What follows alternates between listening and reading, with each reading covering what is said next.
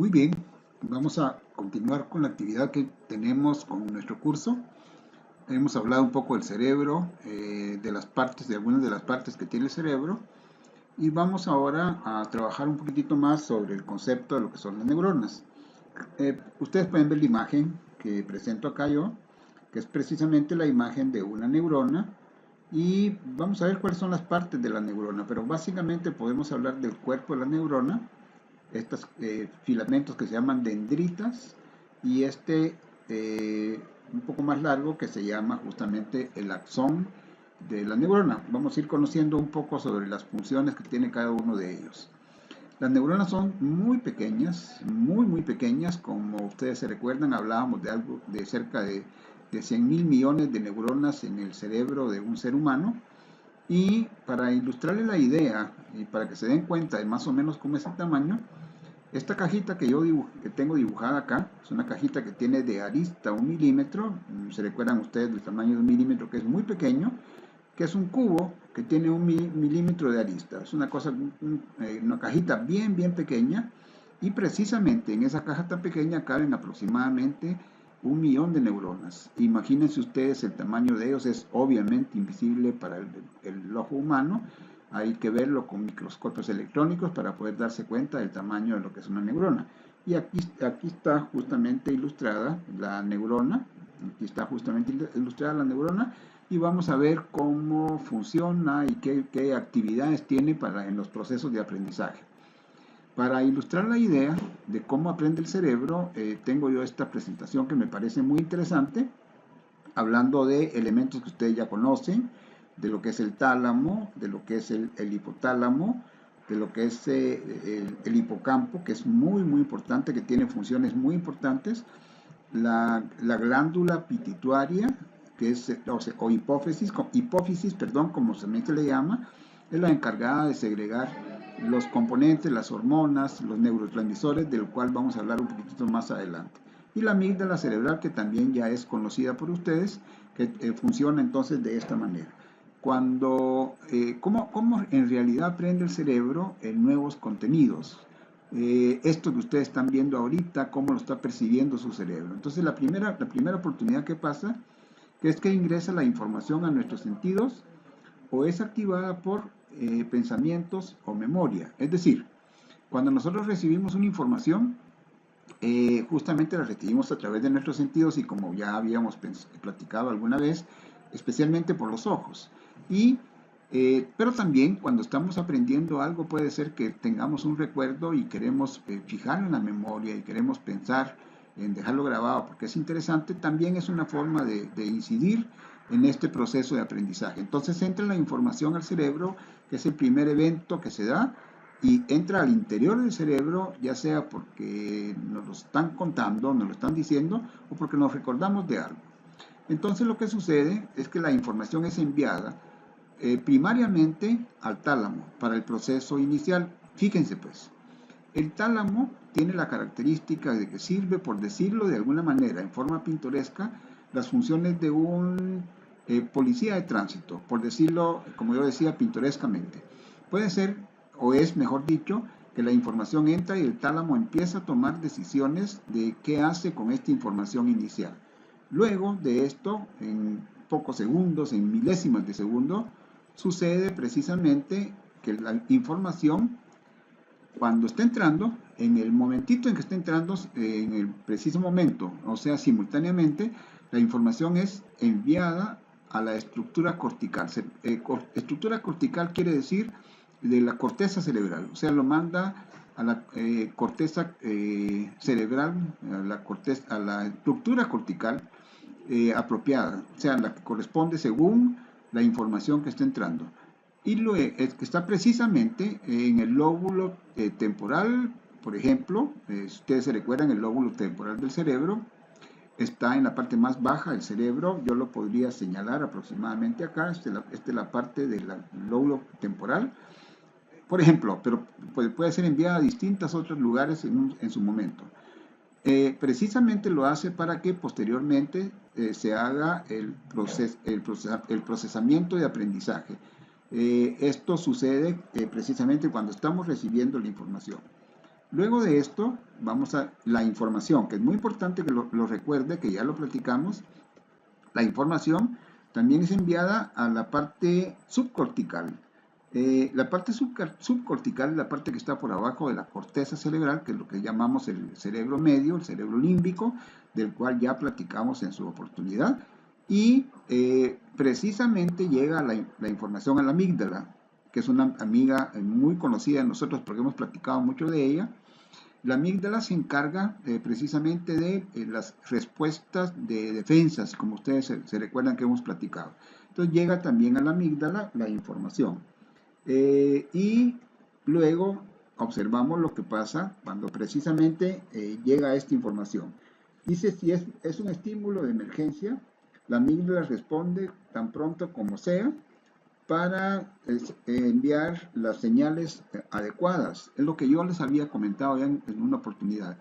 Si ustedes están en riesgo con la información que están recibiendo o es negativa o tienen una dificultad como que les anuncien que hay un riesgo del desborde de un río cerca de donde ustedes están y cosas por el estilo, esa información, por lo que ha aprendido la amígdala y por lo que las funciones que tiene la amígdala, responde justamente para que ustedes tomen una acción de defensa si así fuera. Si no es así, pues entonces el cerebro sigue procesando la información de la siguiente manera. Luego de que pasó todo esto, que es cuando yo digo más tarde, es un poquitito de tiempo, la información es enviada al hipocampo, que es otro elemento que vale la pena que lo conozcamos. El hipocampo es justamente con funciones muy particulares. Dice que el hipocampo hace una evaluación más sutil y así se hace con el tiempo. Yo digo, ¿qué sucede? El hipocampo tiene la virtud de revisar la información y mantiene la memoria de corto plazo, y luego la analiza y toma las decisiones de hacia dónde va a enviarse la información. Y finalmente, el hipocampo organiza, distribuye y conecta la memoria con otras partes apropiadas del cerebro para que ésta sea guardada en forma permanente, que es lo que se llama precisamente la memoria de largo plazo. Todo este ciclo que yo les ilustro se da justamente cuando ustedes están recibiendo información. Es importante que repita las partes que se involucran, como el tálamo, como el hipocampo, como la amígdala, como la corteza cerebral, como justamente la parte media del cerebro, que es precisamente la relacionada con este tipo de actividades. Esta gráfica ilustra mucho el proceso de aprendizaje y nos empieza a enseñar un poco de cómo funciona el cerebro cuando el ser humano está aprendiendo. Muy bien, vamos a continuar con esta presentación y les quiero enseñar entonces pues una foto real de lo que es una neurona. Así son, como ustedes las están viendo. Precisamente aquí está el cuerpo de la neurona, está el axón, están las dendritas, que son las ramificaciones más pequeñas, que sirven justamente para conectarse. Pero así como ustedes las ven, esto está tomado. ¿Se recuerdan del tamaño que mencionábamos? Esto está tomado con un microscopio electrónico. Está tomado con un microscopio electrónico y ampliado miles de veces para que pueda ser visto por el ojo humano. Aquí está lo que yo estaba mencionando. El humano tiene más o menos 100.000 millones de neuronas. Es una enorme cantidad de neuronas. Aquí hay un ejemplo de cómo conforme los animales, los seres vivos mejor dicho, van bajando en la escalera de la capacidad que tienen, cómo bajan a tener menos neuronas en un momento determinado. Pero nosotros como seres humanos tenemos 10 millardos, son lo que llaman los americanos 10 billones, que resulta ser 100.000 millones de células cerebrales. Hay muchas células cerebrales. Esta es la estructura ideal y aquí quiero yo que la revisemos detenidamente. Y es precisamente la estructura que tiene. Aquí está el núcleo, este es el cuerpo de la neurona, aquí está el nucleolo, el núcleo de la neurona, se despliega para acá y pasa por lo que se llama el axón. Si ustedes se dan cuenta, se ilustra en amarillo una vainita que cubre este axón, y esto se llama mielina. Esta parte de acá se llama mielina, estos nodos que están acá se llaman mielina, y permite que la corriente eléctrica que pasa por esto tenga la oportunidad de hacerlo bien. Yo voy a explicar un poquitito después sobre esto que yo estoy mencionando. Pero aquí está una neurona conectada con otra neurona, que por cierto, que lo vamos a ver adelante, estas dos neuronas no están conectadas eh, físicamente. Hay una pequeña distancia entre las dos neuronas, y a esa pequeña distancia de unión se le llama sinapsis, como vamos a verlo muy pronto en el transcurso de esta presentación.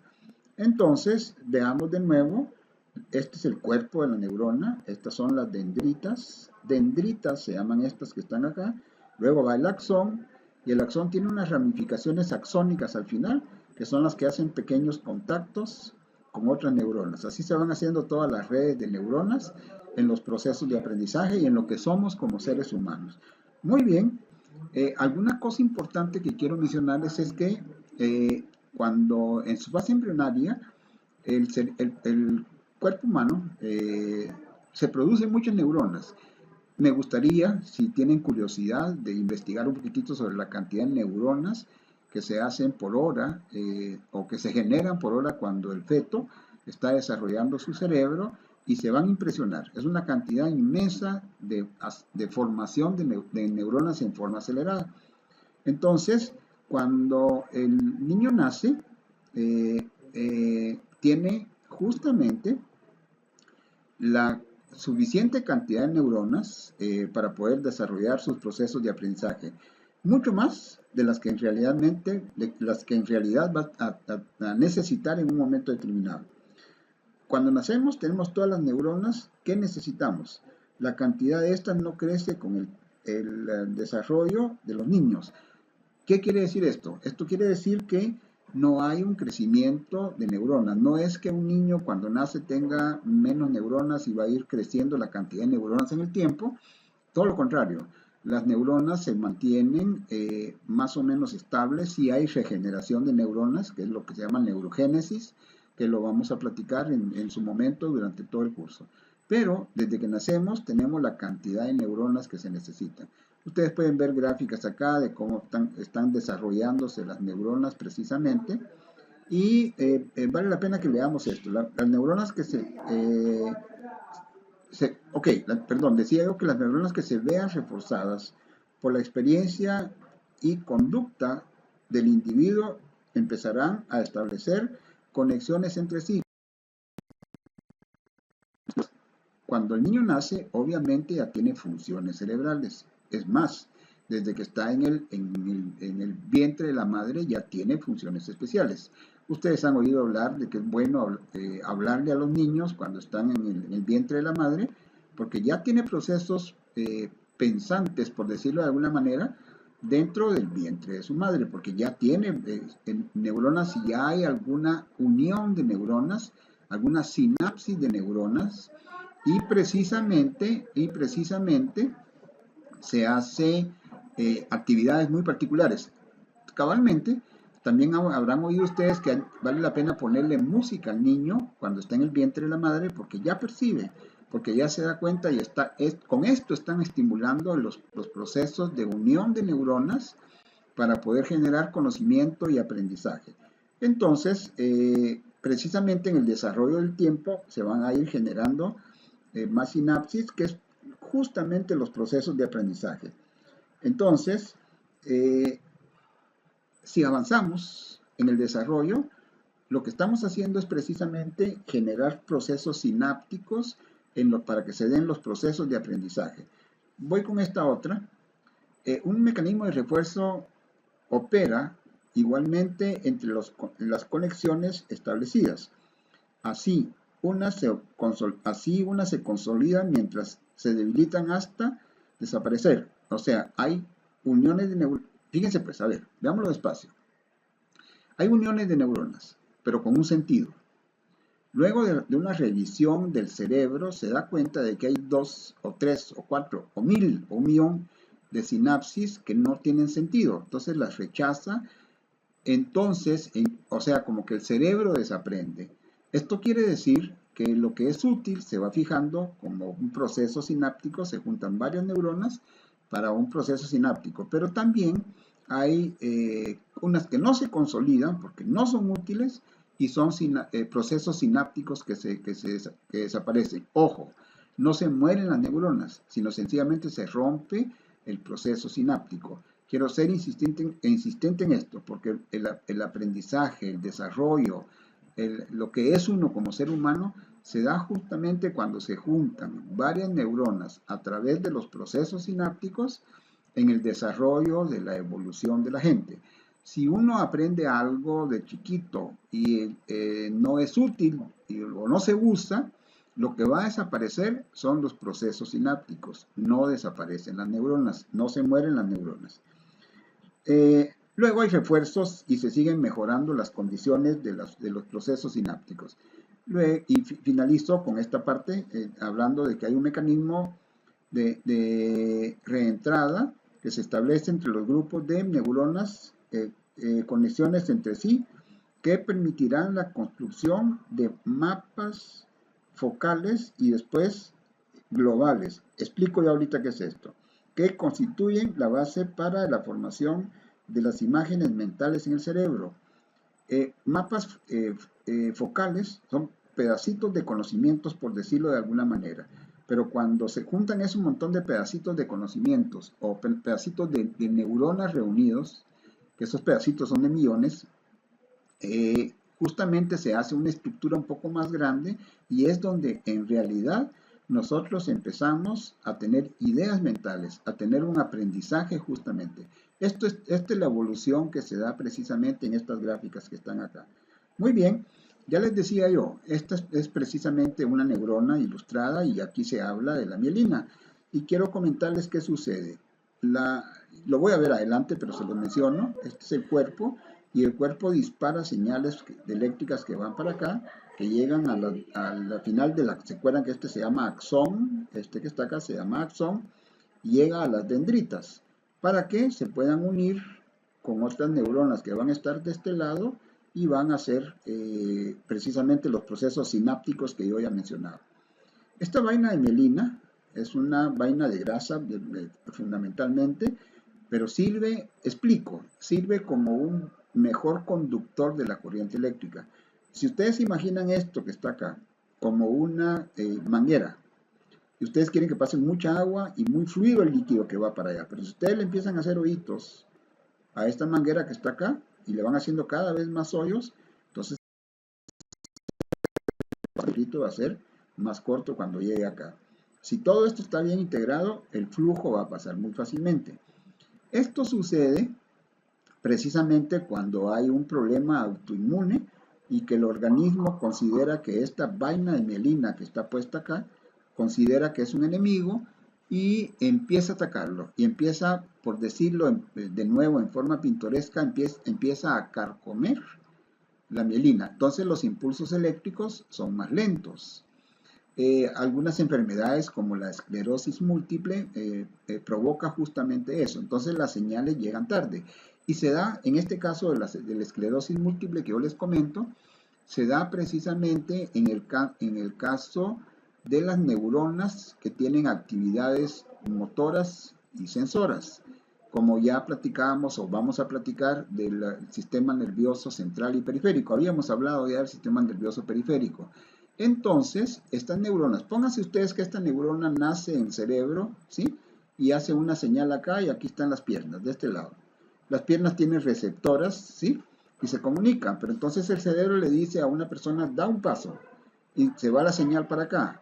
Y el cerebro ya sabe que tiene que dar el paso, pero la decisión para que llegue acá y que le digan, movete pierna, se tarda un poquito. Por eso es que tienen algunas dificultades para caminar y algunas otras dificultades que provoca esto. Pero esto se da precisamente por esta vaina de mielina, que es una cobertura para que la información eléctrica pueda pasar muy fácilmente hacia la otra neurona cuando hacen conexiones sinápticas. Ok, Entonces le llamamos a esto la sinapsis, que es la maravilla del aprendizaje. Y a ver, pues, vamos a hacer una pequeña conclusión. Unión de neuronas por medio de las terminales axónicas. Es el axón y tiene sus pelitos, ¿se acuerdan? Regreso acá. Aquí tiene una serie de pelitos al final del axón que se van a comunicar y las dendritas de 2 o más neuronas. Aquí lo puedo ilustrar. Aquí están las dendritas, aquí está el cuerpo de la célula, aquí está el axón, aquí están las terminales axónicas para que se puedan juntar con otras neuronas. Ese es el proceso de la sinapsis. Ok, y cabalmente los procesos sinápticos generan conocimiento. Todo lo que ustedes aprenden, todo lo que nosotros aprendemos, todo lo que todos aprenden, se da precisamente a través de procesos sinápticos, cuando se juntan neuronas sin pegarse, como ya se los mencionaba yo.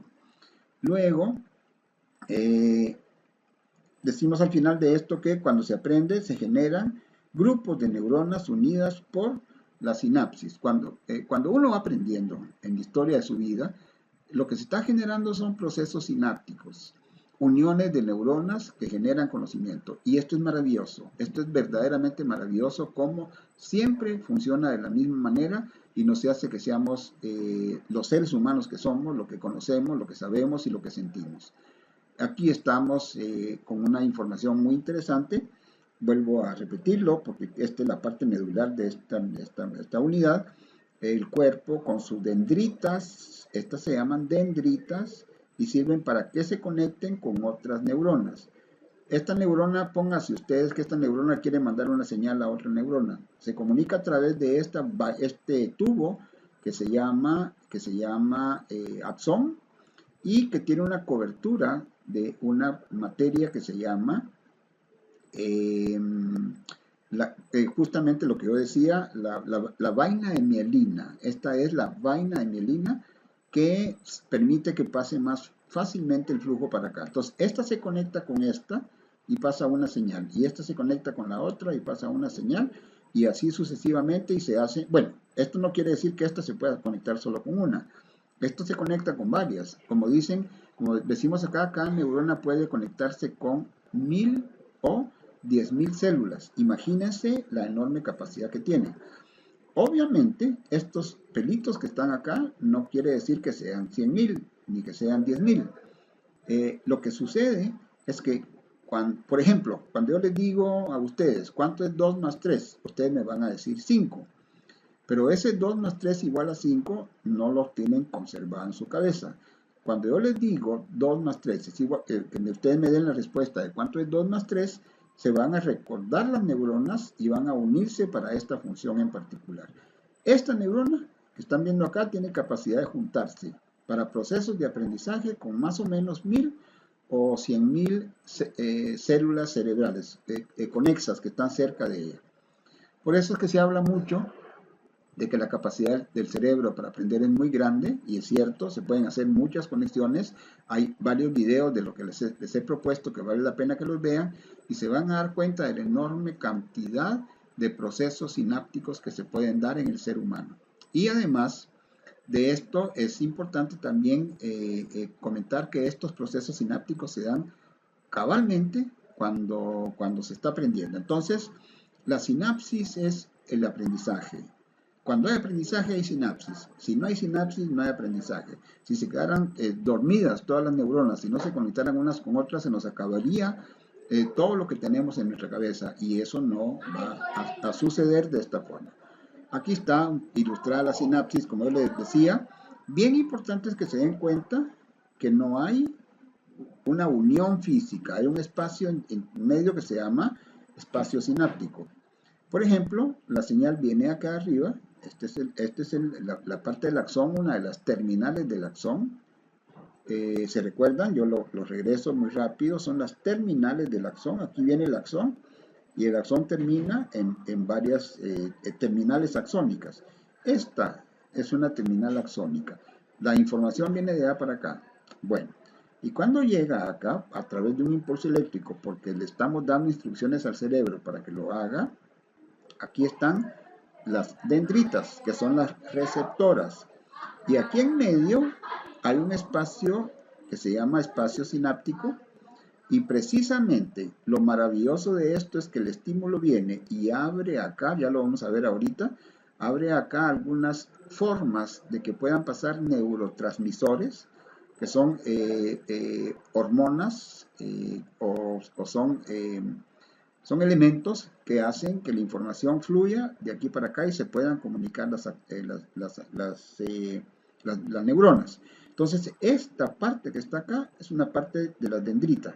Es una dendrita. Esta es una terminal del axón. Y así se comunican como ustedes lo están viendo acá.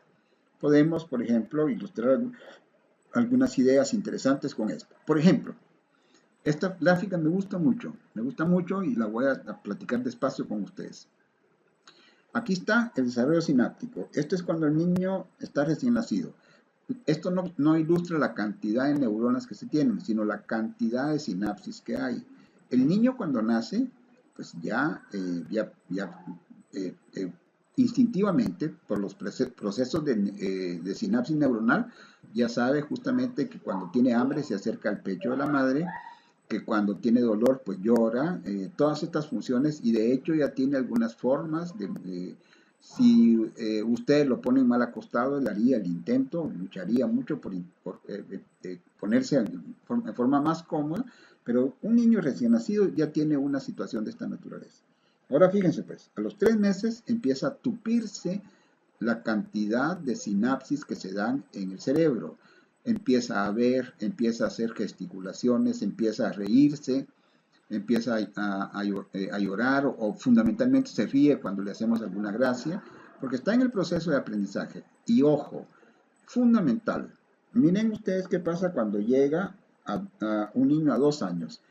Se ilustra en la gráfica, aquí la maraña, por decirlo así, de uniones de neuronas ya es más densa porque ya tiene más aprendizaje. Si, por ejemplo, tomáramos a un niño recién nacido y lo encerráramos en un cuarto oscuro, miren qué dramático, en un cuarto oscuro, los primeros 2 años de su vida, él se quedaría de esta forma que está acá. ¿Y eso qué quiere decir? Eso quiere decir que no tiene conocimientos de cosas nuevas, no hace balbuceos, no habla, y muy probablemente sea en forma visual disfuncional. Lo que más se desarrolla en los procesos de camino de la edad del niño, de recién nacido a los 2 años, son los procesos visuales. El niño está aprendiendo a través de la vista. Por eso es que hay que estimular mucho al niño a que vea muchas cosas. Por esto es la estimulación temprana para poder llegar más fuertemente de este estatus a este estatus que están acá. Repito, no son la cantidad de neuronas, sino la cantidad de sinapsis que se van a dar en un momento determinado. Esta gráfica es muy bonita, se las voy a dejar para que ustedes la puedan revisar detenidamente, pero es justamente el desarrollo de la sinapsis en ciertas edades. Aquí está, mire, como más o menos lo estábamos ilustrando, ¿verdad? Aquí está cómo se desarrollan en la parte prefrontal, que es en el lóbulo frontal, en la parte de la corteza, en la parte visual, en la parte de aquí se desarrollan mucho las sinapsis. Esta es una gráfica que ilustra cómo se da la sinapsis. Fíjense cómo empieza a crecer bastante y aquí declina, no es que esté perdiendo habilidad, sino que va a ser más lento el proceso de generar actividades sinápticas. Ya entra el niño a la escuela, ya tiene una serie de actividades y entonces empieza a irse más despacito. Esta primera etapa que está acá, es precisamente de 0, 1 y 2 hasta 5 años la sinapsis, porque no hay nada, entonces la cantidad de sinapsis que se dan es mucho más. Por eso es que es vital que consideremos que el desarrollo sináptico de los niños, los procesos de aprendizaje son acelerados. Acuérdense que un niño en 2 años, sin tener reglas sintácticas ni nada, aprende a hablar su idioma bastante bien. No adecuadamente, pero bastante bien. Entonces aquí el proceso es más lento, no es que se vuelva uno menos hábil para aprender, pero los procesos de aprendizaje, como ya sabemos mucho, pareciera que entonces los procesos sinápticos van a irse disminuyendo. Y porque esta etapa, repito, de 0 a 5 años es de nuestro cerebro, de los procesos de aprendizaje, de la sinapsis, las sinapsis que se dan precisamente en nuestro cerebro. Aquí hay otra gráfica que la voy a pasar muy rápido, también vale la pena que ustedes la vean despacito. Estas diapositivas que yo estoy pasando también están disponibles en EG si ustedes las quieren bajar para verlas más despacio, pero también ilustra la parte de la sinapsis. Aquí está cabalmente el desarrollo esta que puse aquí arriba es muy interesante, porque tiene la cantidad de sinapsis que se dan por milímetro cúbico, o sea, qué cantidad se da de procesos sinápticos en un momento determinado. Esta es otra gráfica que ilustra también la parte de las sinapsis, y vale la pena que ustedes la revisen en su momento cuando quieran hacerlo. Ok, vamos a una segunda parte de esta primera introducción que estoy haciendo, y quiero ahora enseñarles cómo se procesa la sinapsis. Hay dos procesos, un eléctrico y uno químico. Veamos en realidad cómo funciona. Aquí se los quiero ilustrar. Miren esta gráfica, cómo se va ejecutando.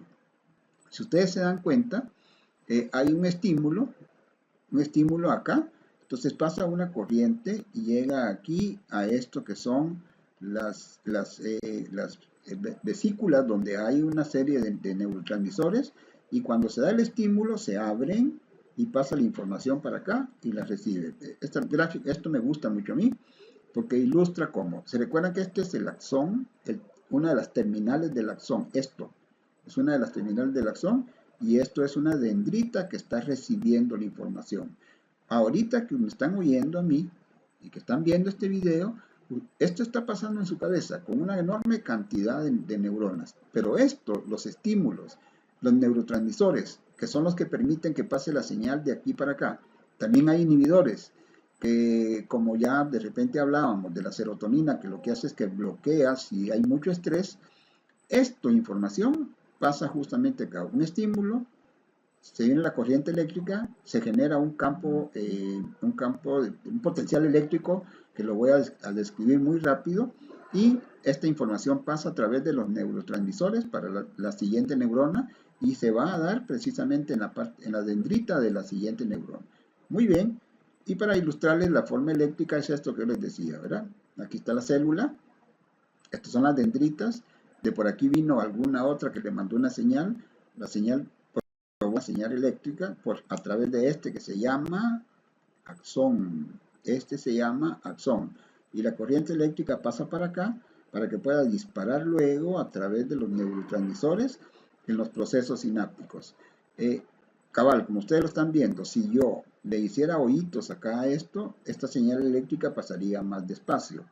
Póngase que este es un proceso donde le dice a esta neurona B, él quiere dar un paso, pero la corriente eléctrica pasa tarde, el cerebro empuja al ser humano a caminar, a irse para adelante para darle paso, pero sus piernas van a responderle muy despacio, y por eso es que hay a veces alguna pequeña torpeza en las personas que quieren caminar y que tienen el problema de la esclerosis múltiple que yo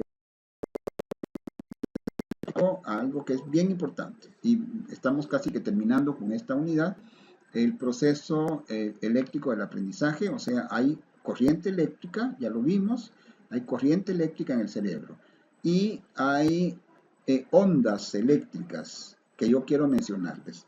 Una onda, el ciclo, es la cantidad de esto es un ciclo, una onda que nace acá, se viene para acá, llega acá y llega hasta este lado en particular. Este es un ciclo. Entonces yo digo, esto en un periodo de tiempo, esta es una longitud de onda, esto está acá. En un periodo de tiempo solo tiene este transcurso, pero si yo lo hago así más apretadito, va a ser de esta forma. Y cuando más lo haga más apretadito, lo hace de esta forma. Esto es una ilustración que les hago de cómo se dan las ondas eléctricas en el cerebro. Hay 4 tipos de ondas. La onda beta, que son las ondas del cerebro consciente, que son de 13 a 25 ciclos. Repito, acá está, este es un ciclo. Entonces esta tiene 13 acá. Luego voy con la otra, que tiene 8 ciclos. Entonces quiere decir que esta es un poco más holgadita. La de 13 ciclos podría ser esta. Esta tiene un poco menos y esta tiene un poco menos. Entonces, aquí están. Pero son ondas eléctricas. El cerebro funciona con ondas. Entonces están las ondas beta, que son las de cerebro consciente. Y se llama precisamente estado alerta, despierto y atento. Ya les cuento luego qué pasa. Luego están las ondas alfa, son las ondas de relajación y la meditación, de 8 a 12 ciclos. Se dice justamente que se sueña despierto y se permite a la mente volar. Se le conoce como el estado de vigilancia relajada. A ver, ya puedo comparar estas dos. Cuando sus estudiantes están trabajando y están acelerados, están justamente con procesos de ondas beta, o están oyendo música de reggaetón, no sé yo, o cualquier música de este tipo, están acelerados, su cerebro está funcionando aceleradamente. En algunas ocasiones, y lo vamos a ir viendo en el futuro, vamos a requerir, a disminuir ese estado alerta en que están los jóvenes y los queremos bajar un poquito. Esto se puede producir relajándolos a ellos. Se puede producir también utilizando música clásica, música barroca, y lo que va a pasar es que empieza a bajar un poco el ritmo de las personas. Este estado es el mejor estado para aprender ciertas disciplinas, como por ejemplo los procesos de aprendizaje espacial. Cuando tienen que pensar e imaginarse muchas cuestiones espaciales, se va a hacer, sería ideal para hacerlo en este tipo de ondas. Hay formas de poder relajarlo cuando uno está terminando el día y se recuesta, o cuando uno camina, o cuando uno está haciendo alguna actividad muy relajada, como bañarse, como caminar, como acostarse en una hamaca, meditar. Esto baja el nivel de ondas y nos deja los mejores momentos para poder pensar las mejores cosas. Luego están las ondas teta, se llaman estas, que están relacionadas con la fase temprana del sueño. Esto normalmente se le llama sueño MOR o sueño REM, que quiere decir movimiento ocular rápido, y es cuando uno está empezando a relajarse para empezar a dormirse. Estas ondas delta son las ondas del sueño profundo. Ok, ¿qué tiene que ver esto con nuestro cerebro? Este estado es ideal cuando estamos trabajando con los niños, pero están acelerados. Están aprendiendo, indiscutiblemente, pero si los queremos bajar a temas como temas de matemática, temas de abstracciones, temas muy serios, vale la pena que busquemos la forma de relajarlos un poquitito para que su frecuencia de cerebro no esté tan acelerada. Esto es cuando nos vamos a acostar, que es probablemente, eso lo asumo yo, probablemente es cuando soñamos, porque el cerebro todavía está procesando información, todavía tiene frecuencias de ondas altas, está procesando la información, y aquí justamente el cerebro está en la tarea de revisar qué de lo que hice en el día me va a servir, y está todavía aprendiendo. De hecho, han realizado algunos experimentos, ya los suspendieron porque tenían problemas de complicaciones de sueño con los jóvenes que estaban trabajando, porque les ponían audífonos para que siguieran aprendiendo en esa primera etapa, que es una etapa ideal para aprender, pero también es ideal para el cerebro para desaprender, para deshacer todo lo que en el cerebro no le es útil, ¿verdad? Entonces, en este caso que yo les mencionaba, resulta que estaban provocando mucho aprendizaje, pero estaban provocando problemas de sueño con los niños, lo cual iba a provocarles estrés y una serie de situaciones de ese tipo. Y aquí es la parte donde el cerebro está descansando, que descansa, pero no se para, el cerebro nunca se para, porque tenemos un montón de funciones que el cerebro sigue trabajando, y por eso es que es vital dormir bien, dormir 6 horas, dormir 7 horas, porque le damos al cerebro la oportunidad de trabajar a bajo ritmo, como este que está acá, ¿verdad? Si no lo hacemos así, si no dormimos bien, amanecemos cansados el día siguiente, no le dimos oportunidad a nuestro cerebro a que procesara la información y se relajara y se dedicara únicamente a las funciones vitales y a las funciones más pequeñas y mínimas que se tienen en el cerebro para que el cerebro descanse. Entonces, ojo, es bien importante que durmamos por salud y por salud mental, que durmamos suficientemente bien para no tener dificultades con un agotamiento de nuestro cerebro. Aquí voy a esta última parte que solo se las menciono, es más o menos cómo se dan la parte de los impulsos.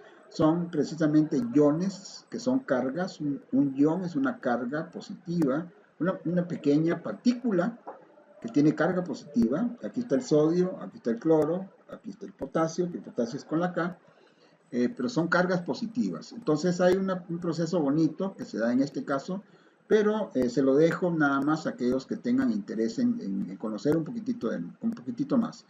Hay los iones, o sea, normalmente están los iones, está equilibrado el proceso, y esto lo que hace es que desequilibra el sistema y hace que los flujos eléctricos se den justamente como se estaba pensando. Entonces yo paso un poquitito, este es el axón, aquí está eléctricamente estable, pero de repente hay una señal y lo desestabiliza y pasa corriente positiva para acá. Entonces esto provoca que la corriente termine para acá, ¿verdad? En la parte del endoplasma de la célula. Son cosas un poquitito avanzadas, pero yo las pongo por aquellos que tengan curiosidad sobre cómo funciona esto, ¿verdad? De hecho, hay un video que yo también les propongo para que vean cómo se hace precisamente los que se llaman canales de sodio y potasio, que de manera muy sencilla, yo lo voy a explicar ahorita, luego de que termine con esto, de manera muy sencilla, este es el video del que yo les mencionaba, que ustedes ya lo pueden ver, pero de manera muy sencilla voy a regresar justamente a lo que se daba en esta gráfica, ¿sí? Aquí no hay, aquí hay sodio y potasio, acá, en el axón. Voy a irme, aquí está.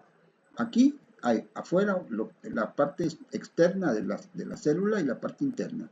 Aquí hay posiblemente un equilibrio, y si hay equilibrio no pasa corriente, pero cuando se da una señal, se abre un equilibrio, entonces se abre una compuerta acá, así como ustedes lo van a ver aquí.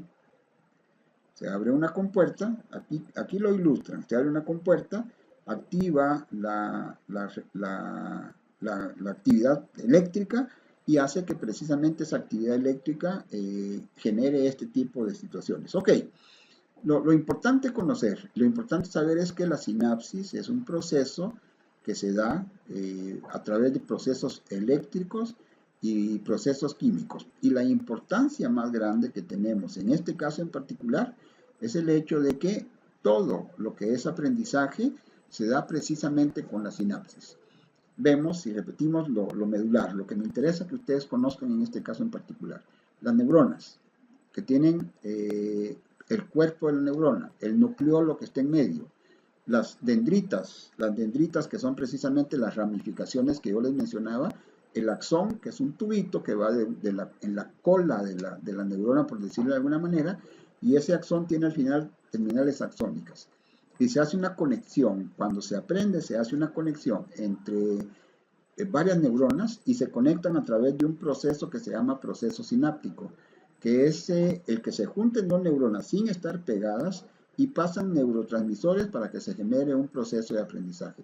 Esta es la maravilla de lo que tenemos con esto en particular. Hay varios videos que ya les mencionaba yo, que vale la pena que ustedes los revisen. Métanse a los videos que yo propongo en el curso y van a disfrutar esta actividad que estamos programando. Ok, estamos entonces ya concluyendo con esto de la sinapsis, del aprendizaje que se da a través de la sinapsis entre neuronas, neuronas que tienen un cuerpo, neuronas que tienen dendritas, neuronas que tienen axón, axón que tiene mielina, que hay corriente eléctrica, que hay flujo de químicos que se llaman neurotransmisores, para poder pensar entonces en los procesos de aprendizaje. Muy bien, estamos con esta unidad y vamos a ir pronto a la siguiente para seguir aprendiendo sobre nuestro maravilloso cerebro. Muchísimas gracias, jovencitos, compañeros, amigos, y estamos siempre en el proceso de aprendizaje. Repito, me parece muy interesante el hecho de que miren los videos que están propuestos en el GES porque son verdaderamente motivadores y nos van a enseñar mucho más de lo que estamos aprendiendo. Muchísimas gracias.